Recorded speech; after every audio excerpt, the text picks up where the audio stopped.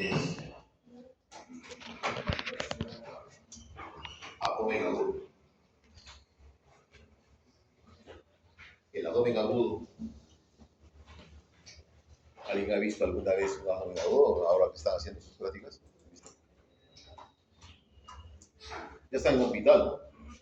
No. ¿Y no han visto abdomen agudo todavía? ¿Qué Rodrigo? ¿No has visto o no? ¿En qué hospital estás? Puente Piedra. Procuren, alumnos, ver este problema. ¿Por qué? Porque significa entender la fisiología, la fisiopatología y sobre todo el pronóstico. Cuando tengo un paciente que lo catalogo como un abdomen agudo, tengo que decidir su tratamiento, sí o sí. Mucho se ve en la emergencia, por ejemplo, porque es un cuadro de emergencia, siendo una situación de emergencia, que se puede presentar en la casa, que lo llevan a la emergencia ya en estadios prácticamente finales, ¿no? Como estando en el hospital, puede presentar una complicación de un procedimiento, puede ser por una complicación operatoria, puede ser porque estando hospitalizado el cuerpo se pone mal y uno tiene que decidir su tratamiento. Pero el tratamiento, ojo, no significa que tengo que operar. El tratamiento significa solucionar el problema. Uno de los grandes problemas que tiene esto es el dolor.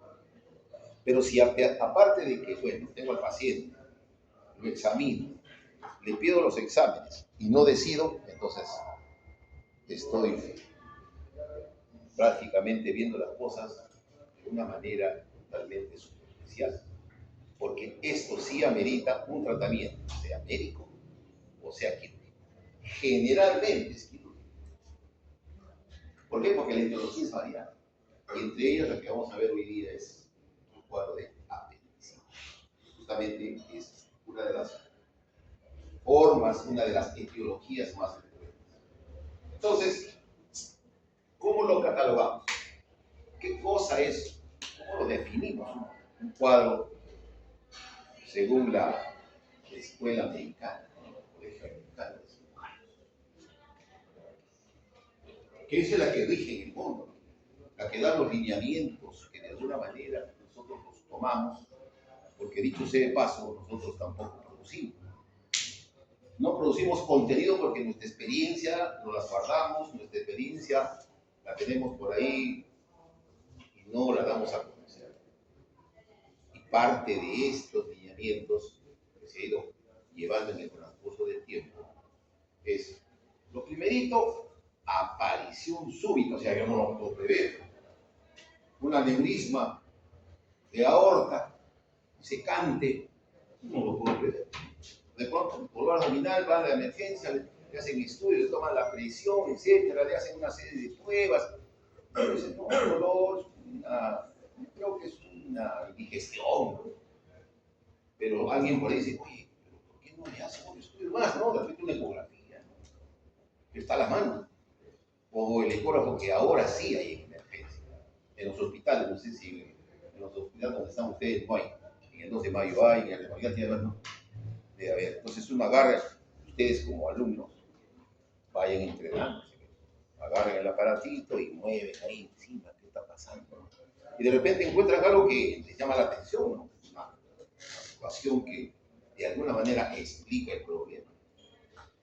Es un problema inflamatorio, vascular, tumoral, ¿no? Obstructivo. Simplemente, ¿por qué? Porque no sabemos en qué momento aparece.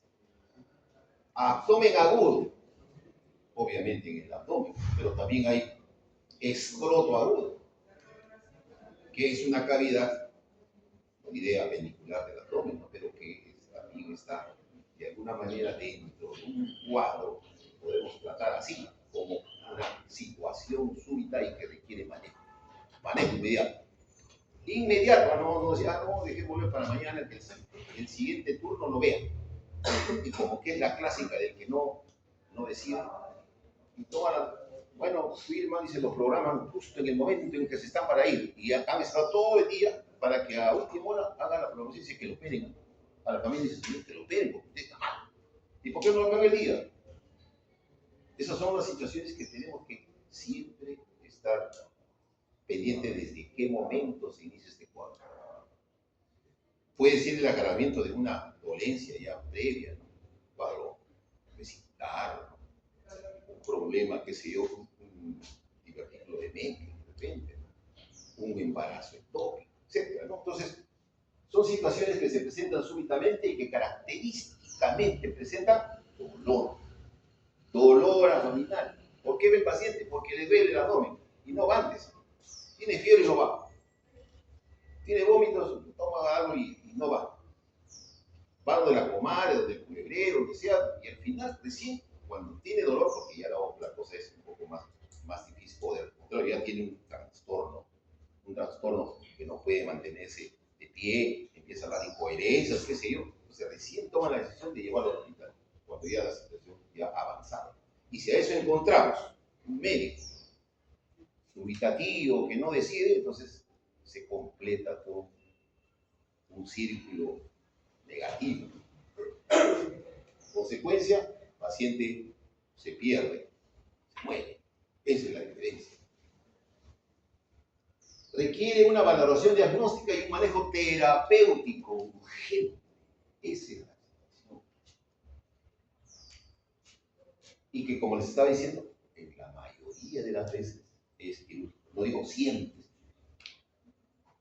porque puede ser un tratamiento médico, un cateterismo, de repente una aplicación de determinadas maniobras, sondas, descompresiones, etcétera, ¿no? Que va a mejorar al paciente porque está asociado no solamente a un problema mecánico, sino fundamentalmente vascular y sobre todo inflamatorio, porque ya empieza ya otros fenómenos a generarse en base a una patología inicial. Cuadro clínico de instalación en pocas horas o poco tiempo. Súbito también puede ser. Originado por una patología intraabdominal que puede desencadenar complicaciones, ¿no? O sea, ya estando el cuadro instalado, sabes que tienes un problema, pero dices, mejor me espero al próximo mes cuando tenga algo de dinerito. Pero ahora ya no hay disculpa, ¿no? Porque tenemos el CIS. O sea, ahora sí podemos ir a la emergencia y poder ser tratado como cualquier paciente que tiene también dinero, ¿no? O que tiene seguro social. Todos tenemos acceso, o sea, podemos ir, o sea, no hay disculpa. Y requiere de tratamiento oportuno, según los conceptos de la Escuela Americana de Cirugía. ¿Qué se genera? ¿Qué mecanismos son los que hay ahí presentes? Inicialmente, después de una base, de un problema, ¿no? Tenemos los mecanismos inflamatorios. La inflamación es una de las dos causas que produce el dolor abdominal. Y la otra causa es el espasmo. Dos causas que tiene dolor abdominal. O tiene espasmo o tiene inflamación. Pero otra causa no produce dolor. Y que una vez que esto se configura como un proceso que se asocia tipo vascular, con parálisis de las vísceras, ¿no? Va a llevar a una distensión abdominal y poco a poco va a ir traslocando bacterias, etc. Y finalmente tenemos pues un cuadro más complejo. Pero el dolor se presenta por la inflamación. A cualquier nivel. Estamos hablando desde, qué sé yo, desde el esófago, el estómago, todos los anexos. Es la etiología diferente. Y finalmente esto conlleva que todo este proceso vascular lleva a una necrosis final, yendo por todo ese trayecto de la isquemia, la necrosis, el infarto y la perforación. Si se trata de una víscera hueca, porque tenemos, recuerden, dos tipos de vísceras, ¿no es cierto? una víscera hueca y una víscera maciza. No hay más, no tenemos más. O es hueca o es maciza. Y si es hueca, fundamentalmente es bacteriana, infecciosa, inflamatoria. Y si es maciza, está en relación con fundamentalmente la hemodinamia. Y la hemodinamia tiene que ver con el shock, pérdida de líquido, funcionalidad renal, etc. La distensión, que finalmente es parte de estos mecanismos que generan este problema, la obstrucción y la distensión no es más que la parálisis de la víscera o de la estructura y que va a llevar a un círculo mayor de daño. Se paraliza, se cierra el círculo y el paciente, si no es tratado, no manejado, obviamente pasa al siguiente, que es la sepsis, finalmente. ¿Cómo es el dolor? El dolor ya lo conoce. El dolor se genera en la víscera por esas dos razones. Pero, ¿cómo se expresa? Cuando ya tenemos una reacción peritoneal, no, el Bloomberg, presionamos, soltamos, paciente refiere dolor. No es el dolor que digo, presión, le digo, ¿le dolió? No. Uno presiona el abdomen, suelte el abdomen y el paciente emite un gesto de dolor o bien lo expresa, grita, porque es un dolor exquisito a nivel de abdomen, que traduce un componente valvular. Inicialmente, este proceso, como todos sabemos, presenta dolor referido, el epigastrio. Te duele la úlcera, te duele aquí en el epigastrio. ¿Tienes problemas de la apéndice? Te duele en el epigastrio. ¿Tienes problemas? Te duele en el epigastrio. ¿Por qué? ¿Por qué razón? Por la presencia del plexo ciliar, ¿sí? Donde tenemos la participación del nervio frénico, del nervio vago derecho, los esplácnicos, tanto el mayor, el menor, el imo, en el lado derecho, y que van a formar ahí, ¿no?, una estructura a manera de una semiluna. Por eso en otro tiempo se le llamó el plexo solar, donde se formaba con el lado contralateral, o sea, con el lado izquierdo, porque estamos hablando de derecho, una estructura similar. De ahí que decían que era la elaza de ¿cómo se llama? Elaza solar de Rice. Pero hoy ese concepto no se maneja simplemente como plexo ciliar. ¿Por qué? Porque está en la proximidad del tronco ciliar.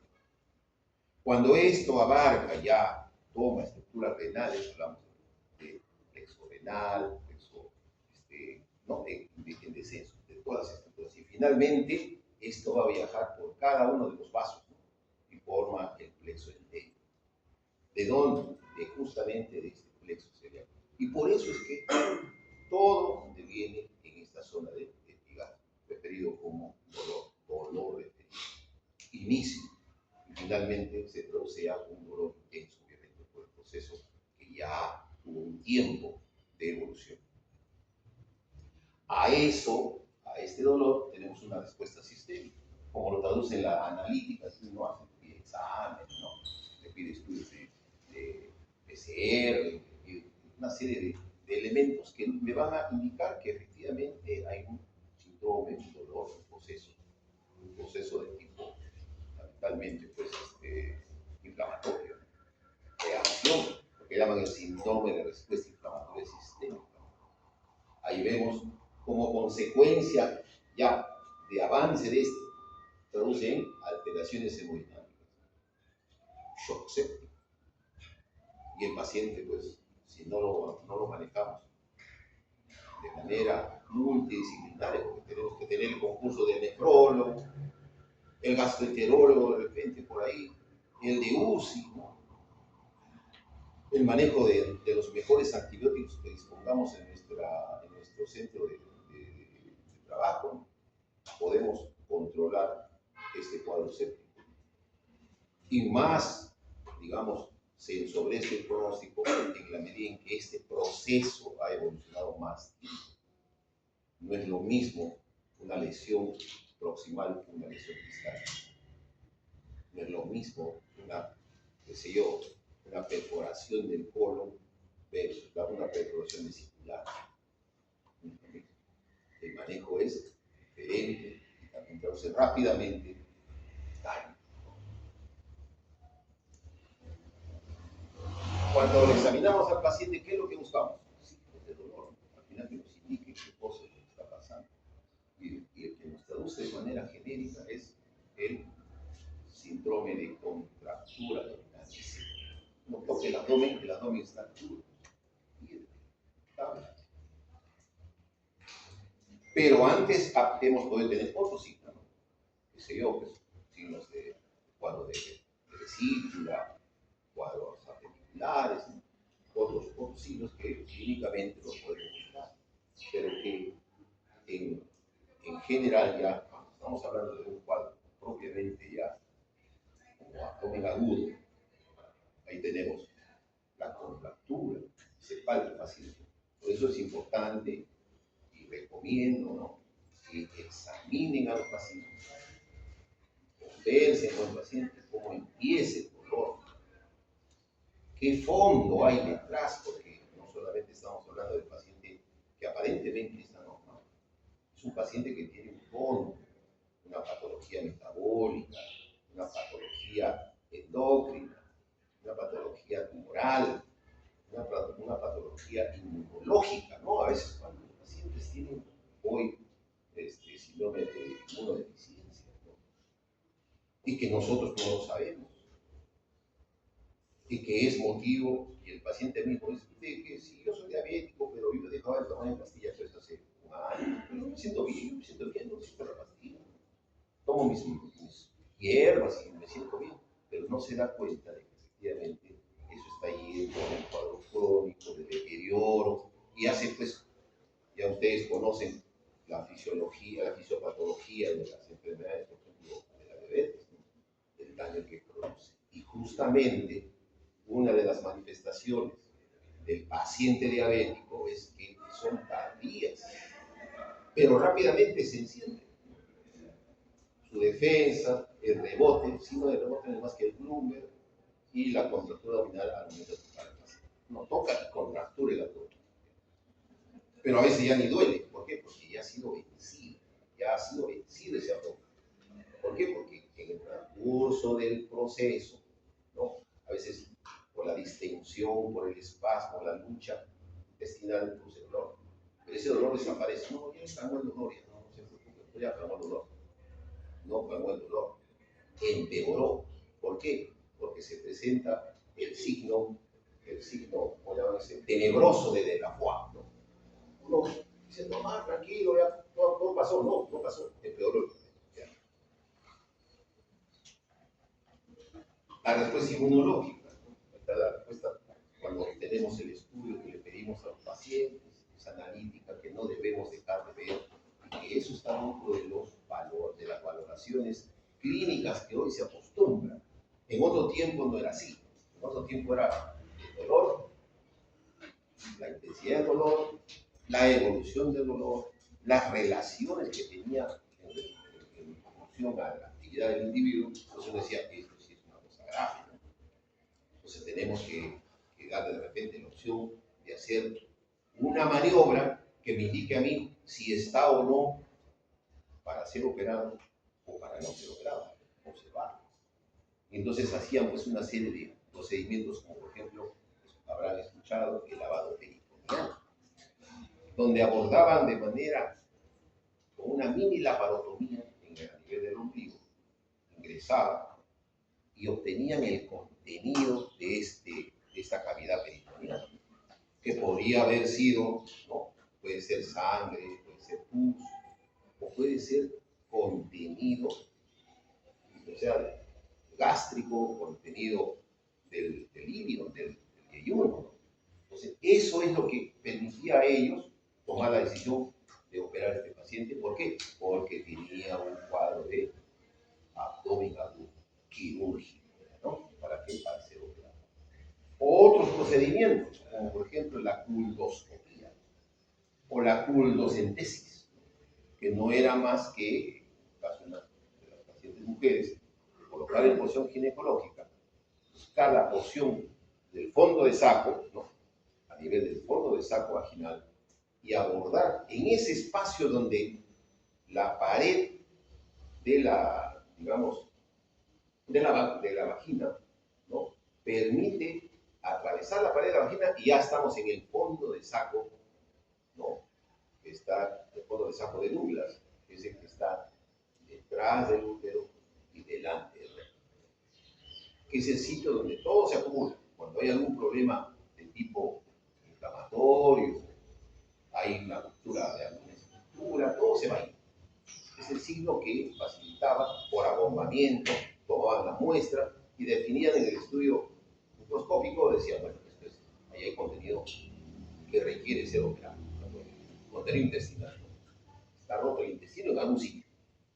Pero hoy tenemos pues, todos estos manejos que nos permiten llegar rápidamente, sin invadir al paciente, llegar a conclusiones que podría ser, ¿no?, la decisión quirúrgica o el manejo médico.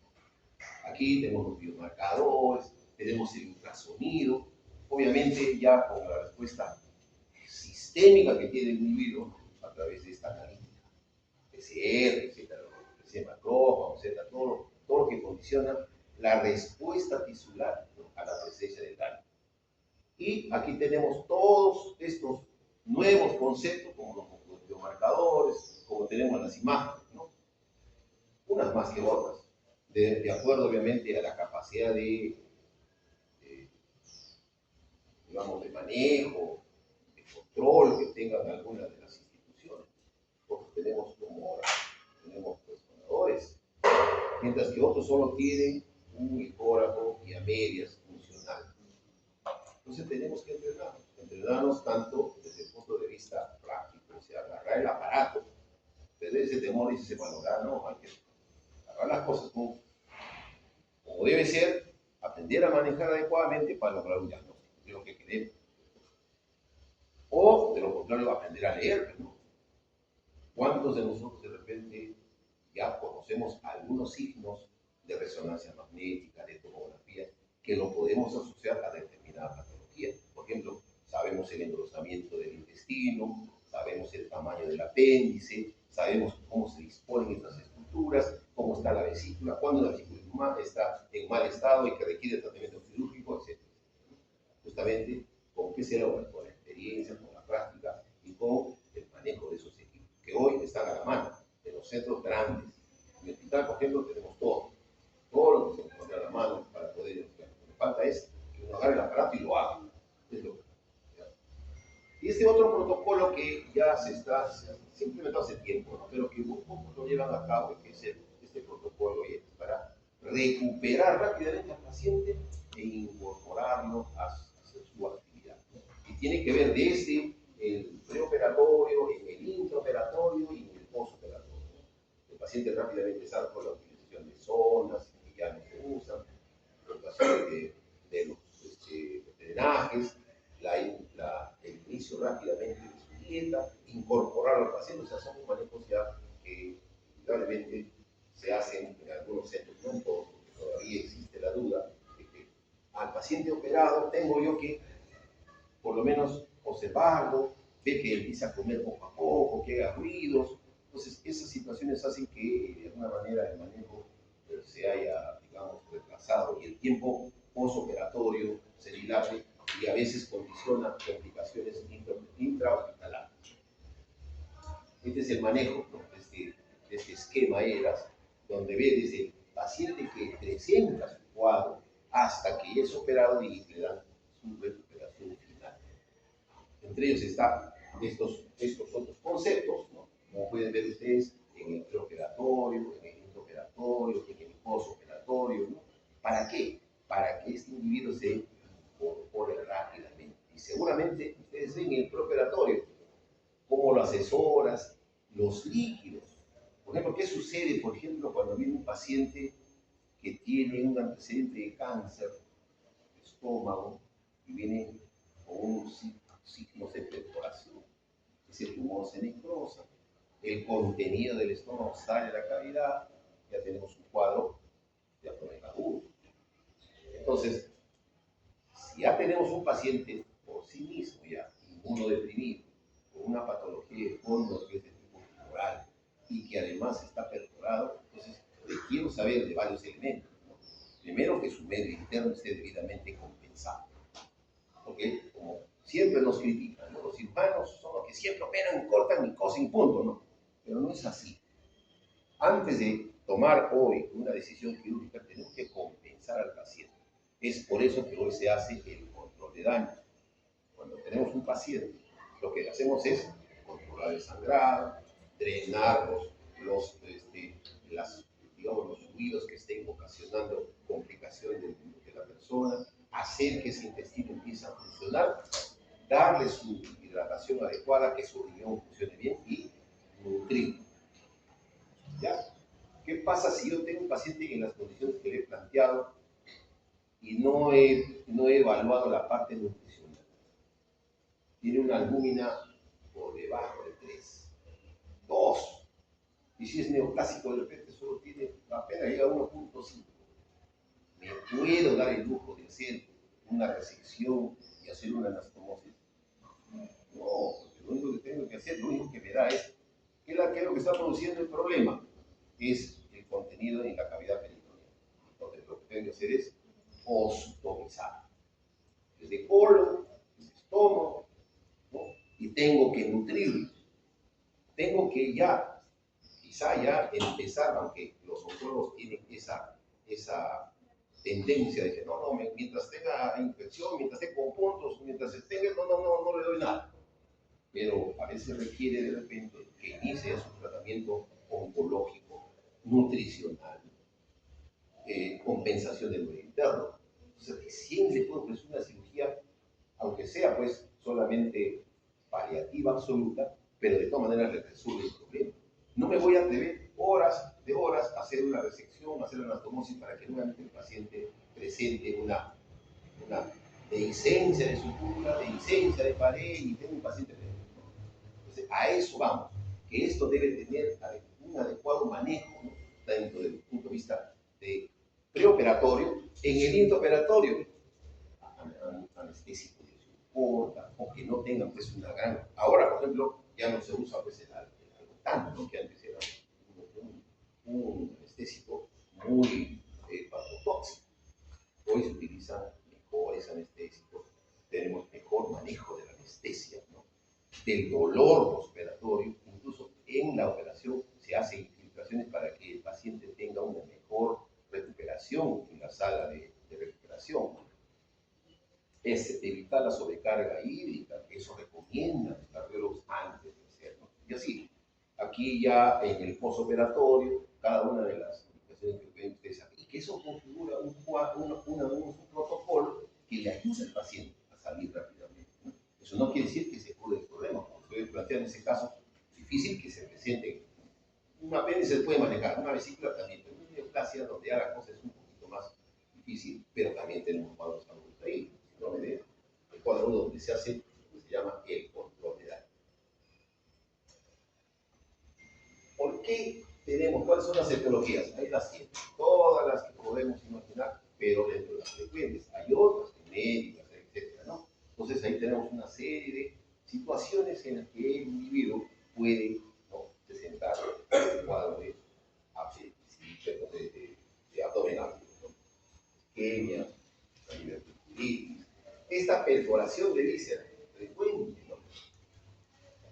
Antes, por ejemplo, había el tratamiento de las úlceras, ¿no?, pépticas, que se hacía tratamiento quirúrgico, se hacía gastrectomías, se hacía tratamientos agresivos, pero sabemos de que con el advenimiento de la farmacopea, ahora con protectores, ¿no?, puede rápidamente manejar el tema.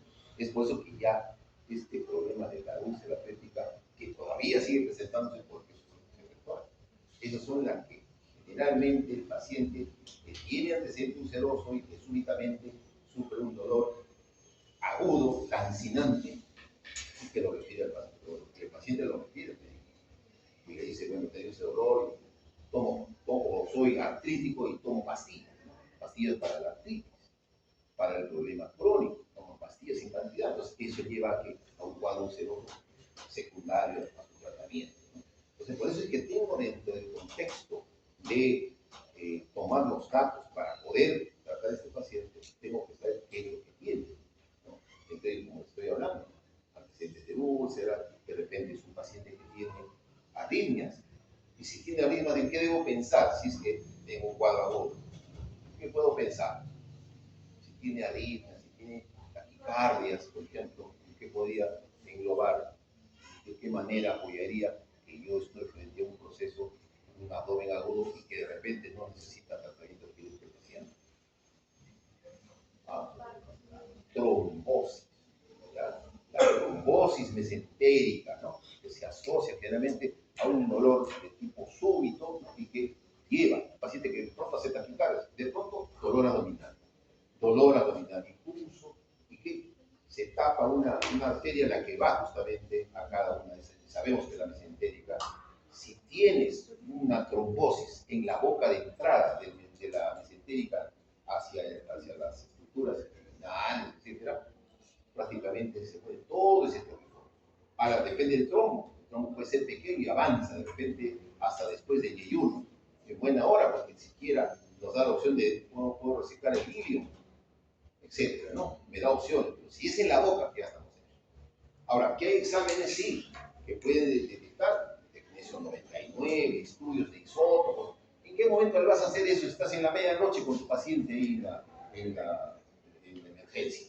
Pues no te da opción, eso ya es ámbito. O sea, al paciente que tiene ese antecedente taquicardia, ese problema de arritmias, él debe sí ser evaluado para que en caso de que se produjesen esos trombos, no se vaya precisamente a la arteria mesentérica, que es lo que no queremos, porque es realmente desagradable un paciente con dolor abdominal intenso y de pronto dice, bueno, hay que operarle, que ver qué se puede hacer, qué tiene, ¿no? O no estás en tu idea de que puede ser una trombosis, o no le preguntaste qué antecedente tenía, y cuando lo abres al paciente encuentras que es todo negro,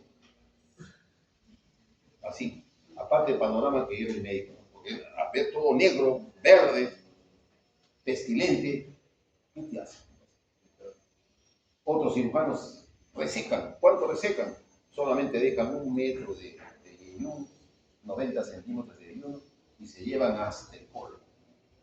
Porque recuerden que la mesentérica, ¿hasta dónde va? ¿Hasta dónde llega la mesentérica? Hasta el tercio, hasta la mitad proximal del transverso. Porque el resto ya es mesentérica inferior. Porque ¿dónde se une? ¿Dónde hay inversión del shunt? ¿Dónde podría ser la inversión del shunt? En el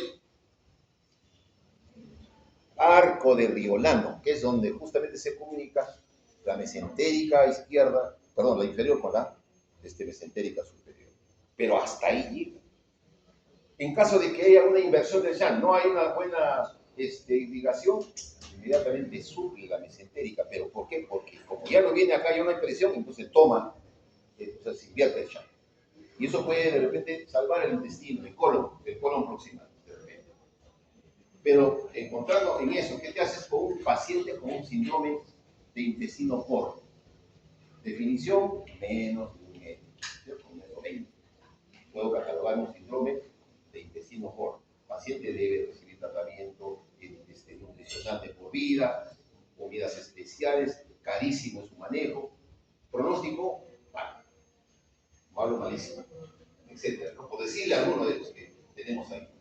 Y aquí tenemos, por ejemplo, las no quirúrgicas, los pólipos renales, lo que nos lleva justamente a otro tipo de manejo.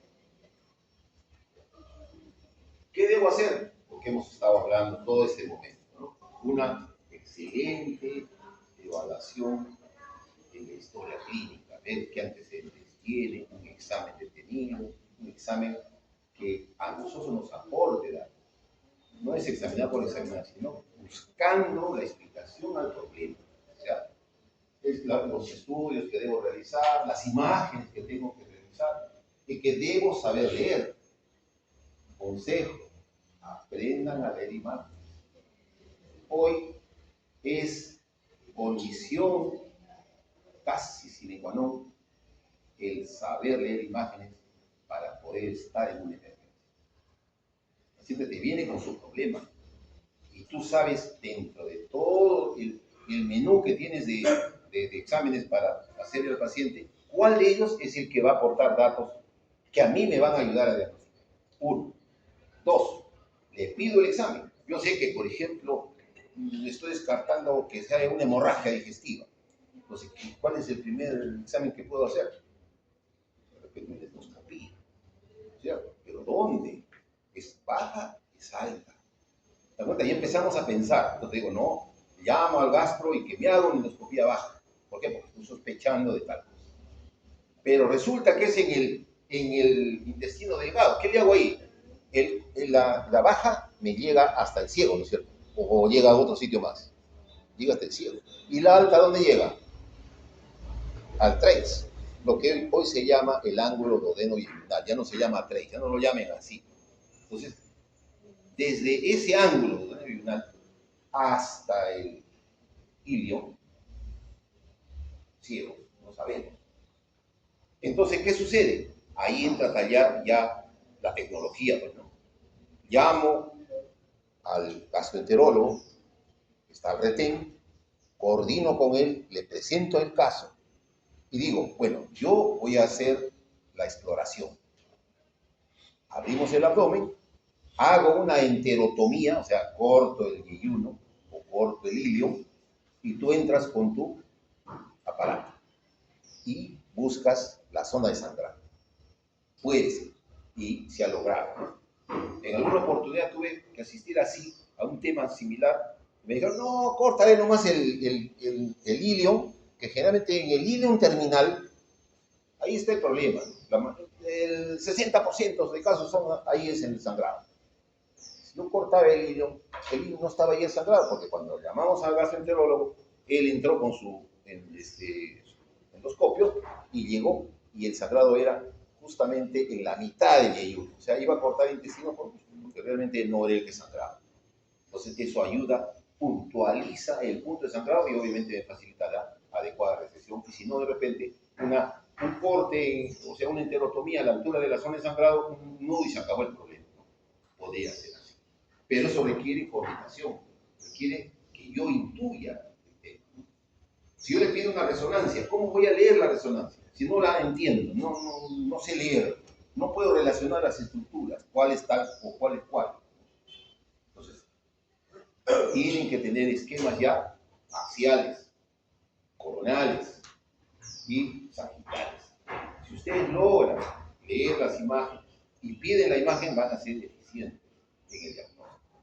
Si a alguno les gusta la UCI, es buena hora, pero todos debemos conocer la lectura de imágenes.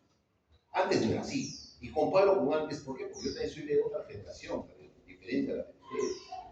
En esa otra generación solamente había la clínica, nada más, y la sospecha. Y cuando no teníamos nada, ¿qué hacíamos? Entrábamos para revisar, que a veces nos encontramos con novedades, ¿no? Ya sea pues que no haya nada que explique el problema, ¿qué hacemos? Lo volvemos a cerrar. O bien encontramos un gran problema que era difícil de resolver en ese momento a la luz de los antibióticos, del apoyo de medio interno, ¿no? Ya no había los que ahora manejan los CBC, manejan cateterismo, una serie de cosas que hoy es diferente y que hoy les hace a ustedes médicos diferentes, porque ya no es el médico de antes, ni siquiera el médico de ahorita más del siglo pasado, no, ya está en otra dimensión. Tienen que leer no solamente las imágenes que me da el EMORA, el tomógrafo, isótopos, tienen que saber cateterizar. Los cirujanos tienen dentro de su entrenamiento, tienen que hacer endoscopía. Tienen que hacer determinados procedimientos que normalmente lo hace el especialista, pero tú en esa área tienes que entrar también a tallar para poder manejar con otro criterio al paciente, porque el gastroenterólogo maneja de una manera y tú manejas de otra. El nutriólogo tiene otro criterio. Entonces, si hacemos un manejo multidisciplinario, el manejo del paciente con abdomen agudo va a ser mejor. Aquí, ahí está, esto es lo que estábamos hablando. manejo quirúrgico, hay de aquel que se le ocurra pues hacer una gastrectomía a medianoche. Primero que atenta contra su propia salud del cirujano, ¿no? Porque después de estar pues en horas operando de repente en el día o haciendo otra actividad, ¿no? Va a emergencia y se puede hacer una gastrectomía cansado, en un paciente en mal estado y que obviamente vas a estar lento, ¿no? Y no te va a ir bien. El paciente va a tener un tiempo de una agresión anestésica larga, una cirugía larga y al final termina perdiéndose el paciente. Control de daño en el paciente con abdomen agudo.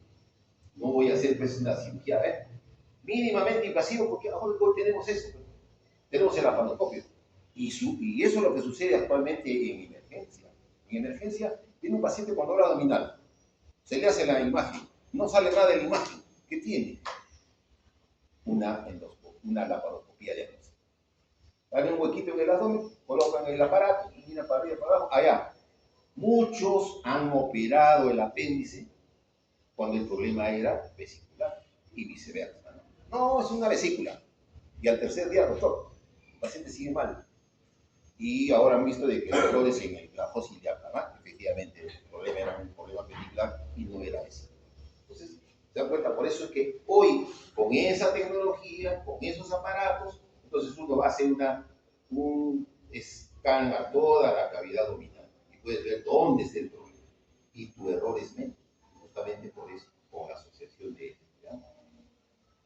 Cirugía abierta hoy ya casi está alejando, ¿no? La mayoría de los procedimientos, en este caso de abdomen agudo, inicialmente pueden abordarse mínimamente invasivo, y si por A o B no tengo el entrenamiento, sé que hay que hacer un determinado procedimiento, pero no estoy entrenado para eso, por ejemplo, un drenaje de vía biliar, colocación de un tubo para ostomizar la vía biliar, tiene pues una colangitis, etcétera, tengo que explorar, y no tengo la curva de aprendizaje, no he hecho, no he sido entrenado en eso, hay cirujanos que no hacen, no están entrenados para eso, entonces entran a la cirugía, que es otro de los, prácticamente el derrotero final. Si no hace eso, ya no hace nada. Antibióticos, el soporte multidisciplinario, las unidades de UCI, etc. No tal como hemos estado. ¿Alguna preguntita? En radiología intervencionista, ¿no? Sí. Actualmente en cirugía intervencionista, sobre todo de la vía biliar, ¿no? Porque hay problemas de obstrucción de la vía biliar, hay trombosis, etcétera, que van a necesitar de un manejo con cateterismo, ¿no? Entonces tienes que conocer las zonas de abordaje, pero tienes que entrenarte en esto, ¿no? Porque la cosa es que yo vi un caso de un coleguita, no, en lugar, nada, por cierto lo vi, y el paciente estaba en un mal estado, requería CBC. Hay que intervenirlo, ya yo lo puedo hacer, cirujano, ya lo voy a hacer, ya. Me acomodó todo, pinchó, volvió a pinchar, siguió pinchando, y nunca encontró. El otro dijo, no, yo lo veo más o menos que ellos, o sea, eran unos signos que estaban agarrando un aparato y que estaban metiendo ahí. Si sabes, hazlo.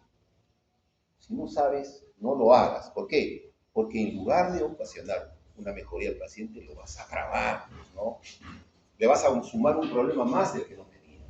Entonces, eso es bueno. Si tú, como cirujano, hay muchos de repente que quieren ser cirujano, tienen que entrenarse en ecografía, tienen que entrenarse en endoscopía, ¿no? Saber poner el endoscopio a la vía. Claro, no van a hacer que es una siempre, ¿no? Pero por lo menos entro, veo mi estómago, veo el hilo, entro al duodeno, llego hasta la segunda porción, ¿no? Ya sé lo que tiene. De repente hasta con eso puedo plicar el sangrado, bloquear el problema.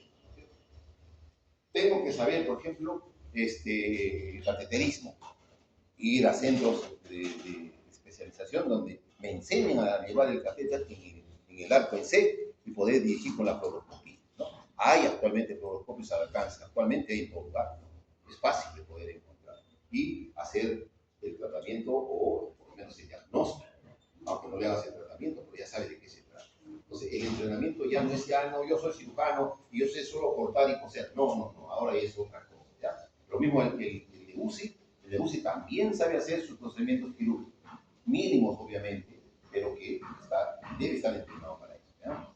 Todos, en realidad, los cardiólogos también hacen cateterismo. Luego hay la cirugía, lo que llaman el intervencionismo, lo que hacen las paracentesis, lo que hacen las biopsias percutáneas, ¿no? Que sin necesidad de hacer cortes grandes, con unas agujas especiales, una de las que conocen seguramente, ¿cuál es? A ver, ¿cuál es la archiconocidísima? Y que hace con eso un estudio histológico de una lesión tumoral que nos puede ayudar muchísimo y nos evita que haya una laparotomía, etc. ¿Ah? ¿Pero cuál es? Hay una aguja, es una aguja especial. La Trucut. ¿Ya? Esa Trucut que tiene una celda y que en el momento de ingresar, ¿no? En el momento de ingresar, llega al lugar, no sé qué haces. Activas una guillotina. Activas de esa manera, ¿qué haces? Corta el tejido. ¿Por qué? Porque el tejido entró a esa cámara. Entró la aguja, jalas, entra el tejido y cortas. ¿Y qué? Atrapa un hilo de tejido. Hilo hepático, hilo intestinal, hilo, etc. De cualquier zona, un tumor. Entonces, eso sacas y puedes hacer un estudio histológico. Hoy, con la aguja fina puede ser un estudio citológico. Si de repente amerita, lo puedo hacer. Pero también eso puedo hacerlo guiado por el cobra. ¿Se dan cuenta ustedes? Ya no es el cirujano o el médico o el especialista de antes. Ahora el especialista de hoy es multidisciplinario. Diferentes áreas que corroboran el trabajo. Dentro del cuadro de abdomen agudo quirúrgico está este, ¿no? El más frecuente de todos. El gran maestro decía, el examen o el estudio o el tratamiento más fácil que tiene el cirujano es el apéndice, pero también es el más difícil, el más complicado. Y es cierto, ¿por qué? Porque con apendicitis se han muerto gente. Y se ha muerto gente, ¿por qué? Porque no han sido tratados adecuadamente. ¿Qué pasa? El paciente con un cuadro doloroso abdominal, el dolor, va a la emergencia, todo, tengo un dolor por acá, no sé, una molestia, no sé. Ah, sí, le da su digestivo. Entonces, como no le hace nada y sigue el dolor, una vez que desencadena la apendicitis, ya no para. Asciende, es increciente. Pero como quiera que ya fue y lo botaron de mala manera, entonces ¿qué hace? Se va donde el farmacéutico. ¿Y quién es el que te atiende en esa farmacia? Es un muchachito que pasó, que no tiene trabajo y que vio que daban para el... Tengo dolor, esta pastilla. Tengo la garganta, toma esta pastilla, ¿no? Y así. O por ahí hay alguno de esos entendidos que lee internet, ¿no? Lee internet y dice, sí, probablemente sea un problema de dolor que tienes en tal sitio, toma esta pastilla, es potente, es un analgésico que te va a controlar y te vas a sentir muy bien. ¿Qué es lo que está haciendo? Está agravando su problema en el transcurso del tiempo. Y si todavía de sentirse mal, va le dice a su familiar y su familiar dice, no, la vecina de lado, ella es curandera, ya sabe, lo lleva al paciente. O sea, ¿qué está pasando? Horas. ¿Cierto? Esas horas son cruciales. Más tiempo en el diagnóstico, te demoras en el diagnóstico y el pronóstico es peor. Eso es importante. ¿Ya? Y ese es uno de los cuadros que podemos decir es frecuente. ¿Cuántos se presentan en el Perú? 100 a 120 casos por 100.000. Encontramos una buena casuística. Y esto es dentro de las zonas urbanas. También de las zonas que están pues alejadas, ¿no? Donde no hay, uno, no hay promoción de salud. Dos, no tienen los elementos necesarios de diagnóstico. Tres, los médicos ya no estudian, se graduaron de médicos, se lo guardaron el título ahí en frente de su casa, le ponen pues, un marco de oro, ya está guardado ese médico, ¿no? Ya no agarras el libro, ya tienen que leer todos los días de su vida, ya son médicos, ¿no? Ya tienen que leer. Y todos los días de su vida. Si eres docente, peor todavía, tienes que leer para enseñar. Y esto no sale de ese esquema mundial que también tiene las mismas características. Pero ¿En quiénes se presenta? En gente económicamente activa, fundamentalmente. En esa población entre los 15, 25 años, casi la mitad. En niños se presenta, pero ¿qué pasa con el niño? El niño se complica fácilmente, pero tenemos en contra que el niño no habla, dice, me duele acá, ¿no? Dice, tengo este dolor acá, o cómo empezó, no te cuenta la historia, solo llora, y una madre desesperada con la abuela, el tío, todo el mundo, y examinas al paciente, el niño que llora, los otros que te preguntan de todo, y al final, si eres nervioso, eres influenciable, entonces ya no se preocupe, sacártelo de encima, ya que tomes este jarabe, es un antibiótico potente y un analgésico, ya está. No se preocupe, ya todo está controlado, se va. Porque ellos quieren la solución en ese momento. Ellos vienen y dicen, ya, quiero que se calme, que ya no llore. ¿Qué te hacen? Pero el paciente, este niño se complica. ¿Por qué razón será? Alguien que podría de repente asumir un criterio. ¿Por qué se complican los niños? Uno, porque no se comunican, puede ser, sí. Pero un niño cuando llora le hacen caso, ¿no es cierto? Pero lloro de niño es uno por dolor, otro por hambre, otro por engreimiento, etc. Cada uno tiene su llanto.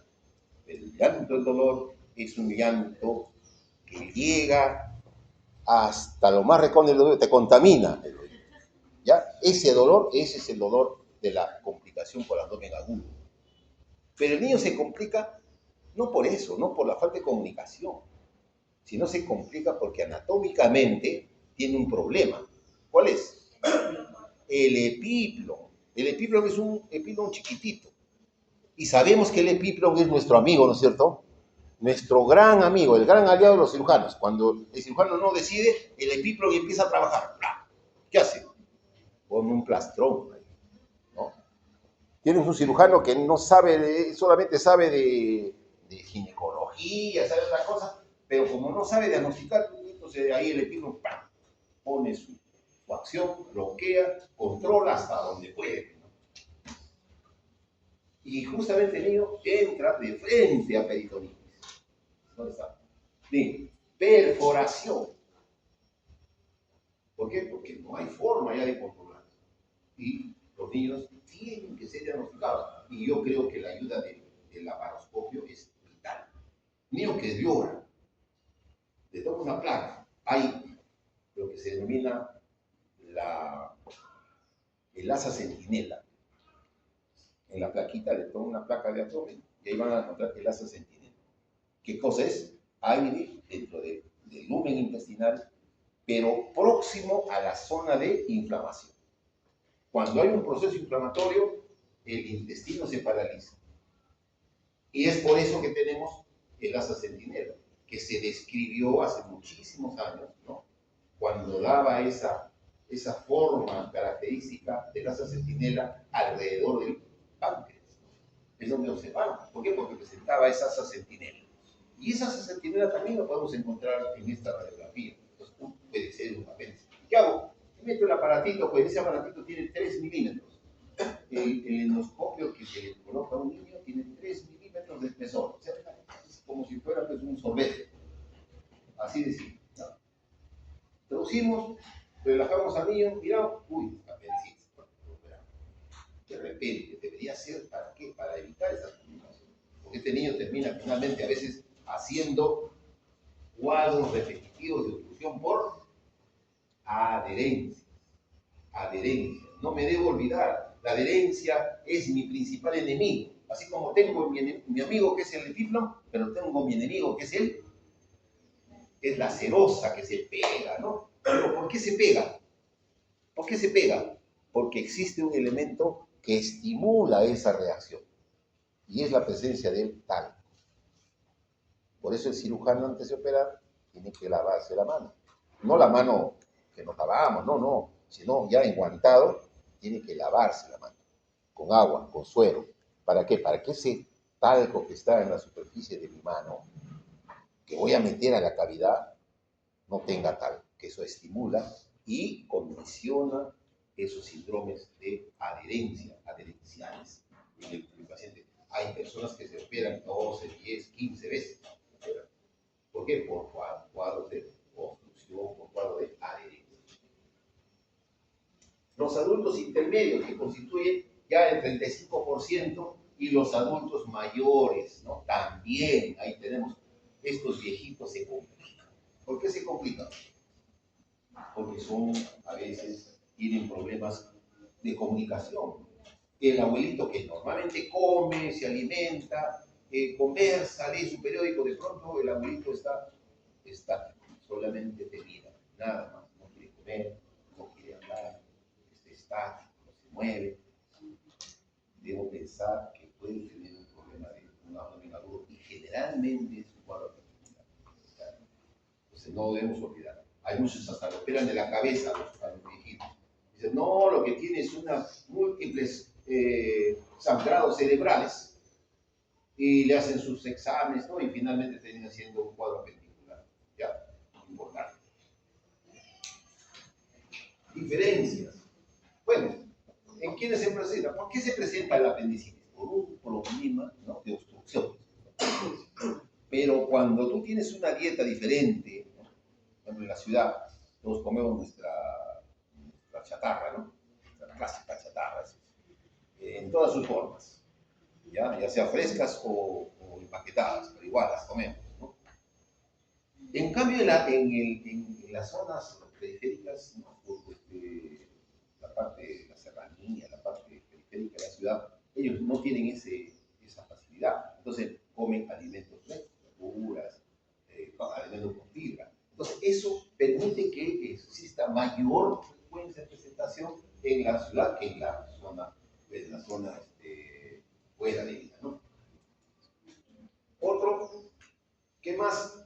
En los hospitales, cuando un paciente se va a una emergencia en Ayacucho, por ejemplo, ahí te examinan, no tiene nada, tómate tu pastilla o tómate de no sé qué, ya te va a calmar.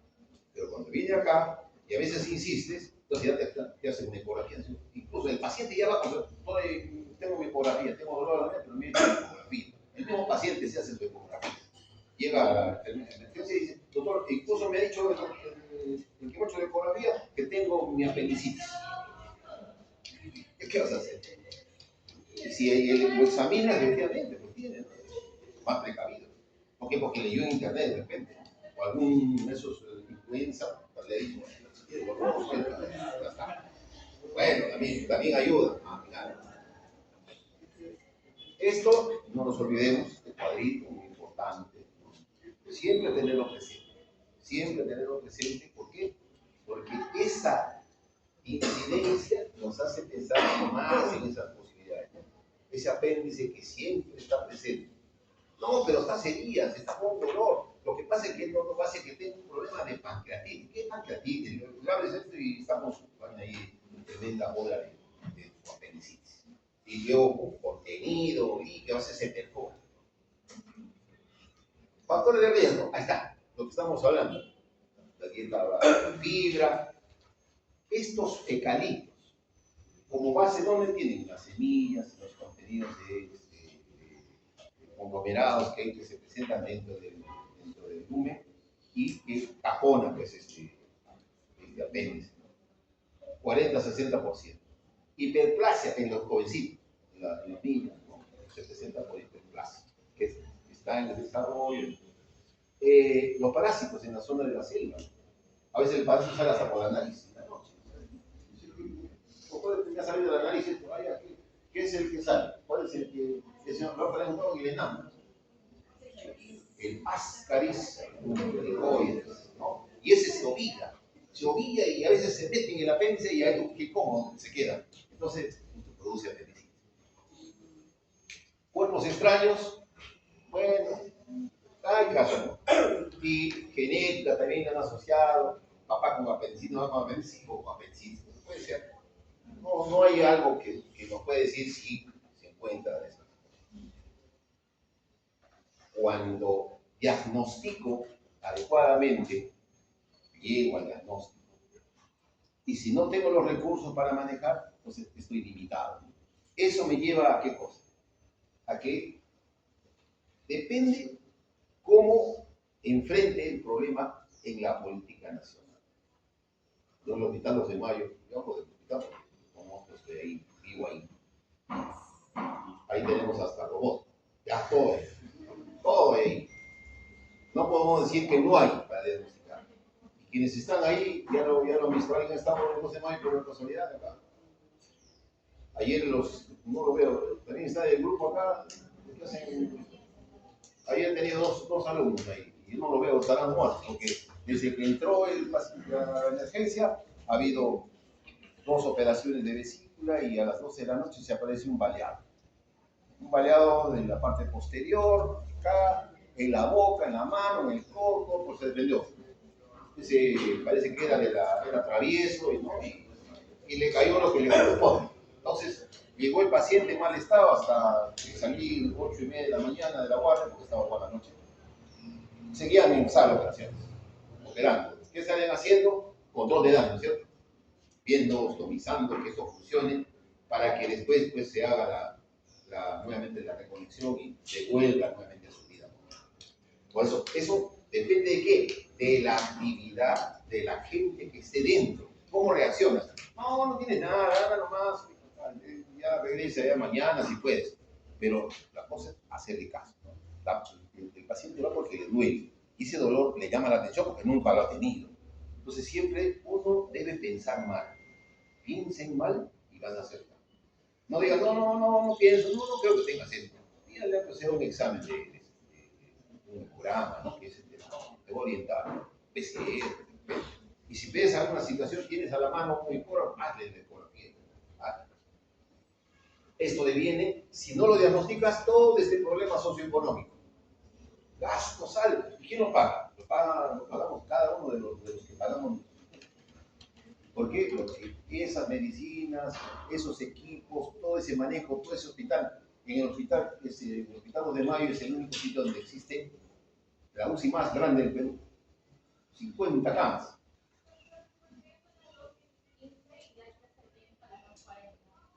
$12.15.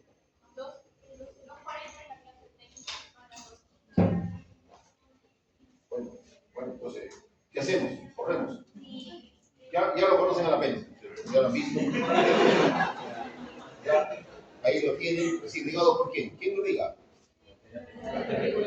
Por una rama de la ileocólica, de la iliobiseco-apéndico-cólica, que justamente va a través del meso, etcétera, etcétera. Ahí tenemos, ahí lo conocen, el colon se inicia acá, para arriba, este ciego.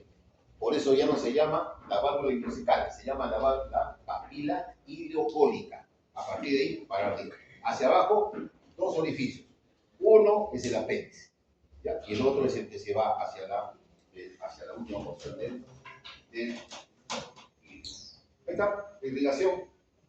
Eso queda ya en su gráfico, que eso es entregado para que llegue a hacer. ¿No? Lo deben tener ahí en su computadora. He tratado de ser digamos, lo estrictamente necesario para que no me copio de nadie, porque a veces uno pide otro y lo modifica y pasa, pero ya en este no. O sea, el año pasado fue diferente, ¿no? ¿No? Pero acompaño con el año pasado. Ahí están sus localizaciones, pueden encontrar el apéndice hasta debajo y por eso se confunde con diferentes también. Múltiples localizaciones. Podemos encontrar variantes. Ahí vemos un apéndice que está, por ejemplo, aquí picado, mire dónde sale, el otro a doble, mire con su... ¿Alguien ha visto esos apéndices? Creo que no. Bueno, búsquenlos, se van a encontrar. Ahí lo ven en color. Ese es el color de la víscera. Clarísimo.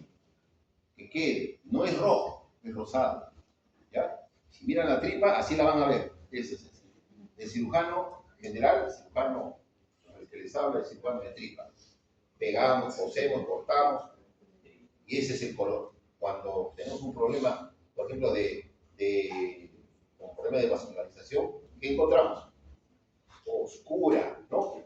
De tipo azul. Y a veces la gente cuando no reacciona, le echamos agua, ¿no? Entonces reacciona el intestino y empieza a se recuperar. ¿Cuándo sucede eso? Por ejemplo, cuando hay una hernia. La hernia se mete en la tripa, se obstruye y empieza el proceso en el abdomen algunos. Entonces, descomprimo y ya la víscera va a salir doblada, pero negrita. Entonces, le golpea para que active. ¿Ya? Así como cuando nace el niño. Así. Ya le echas agüita caliente, ¿no? Si quieres lo acaricias, pero lo cierto es que si tú ves que se recupera, cierras al paciente. Pero si no se recupera, corte y ganas. Dependiendo de qué, del estado nutricional del individuo que trae en su cuerpo. Si ves que ese señor, esa señora, tiene una albúmina o lo ves flaquito, pero está así medio desnutrido, entonces mejor le hago su ostomía, tantas cosas que se hacen.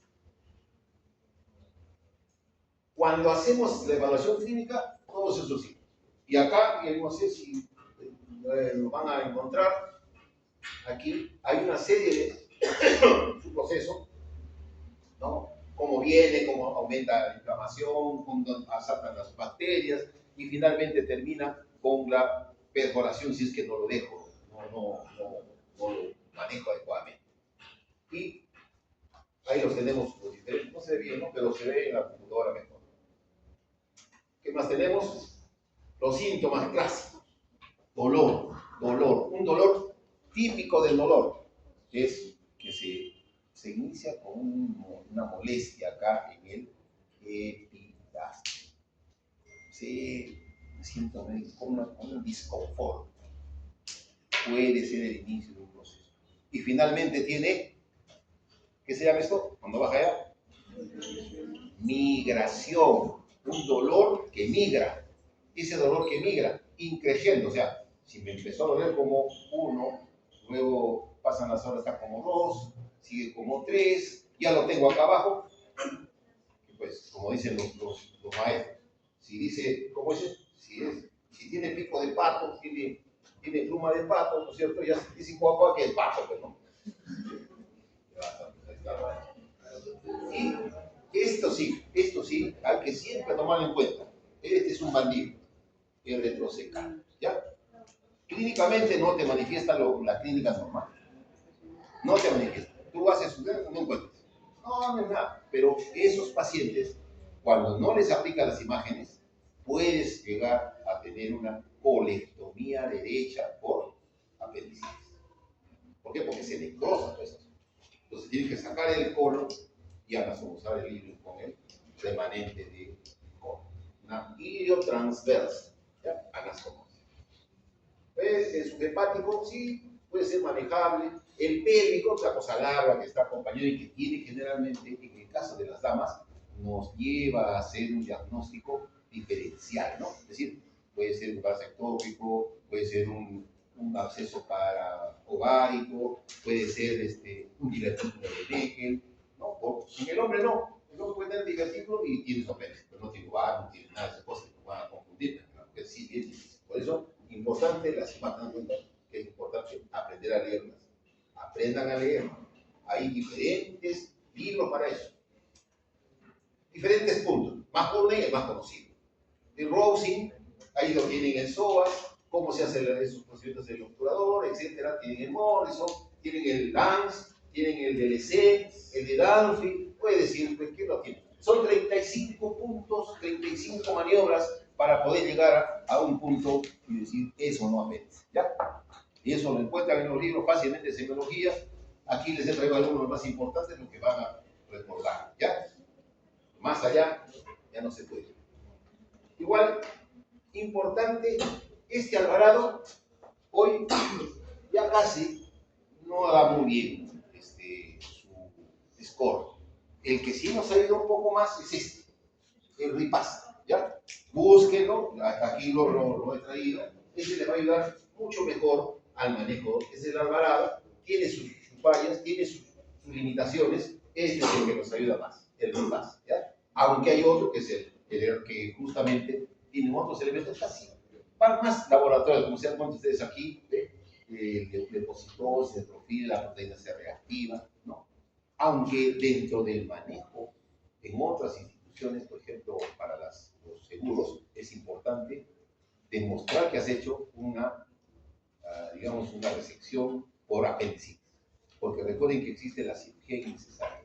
Y ese es motivo de negligencia médica. O sea, si usted ha sacado ese apéndice y ese apéndice no tiene apendicitis, eres susceptible de que te inicien una acción judicial por cirugía innecesaria.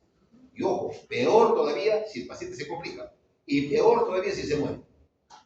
Ha habido casos que sí, tiene apendicitis, a veces dice que el cirujano opera o porque es necesario que opere o porque necesita plata.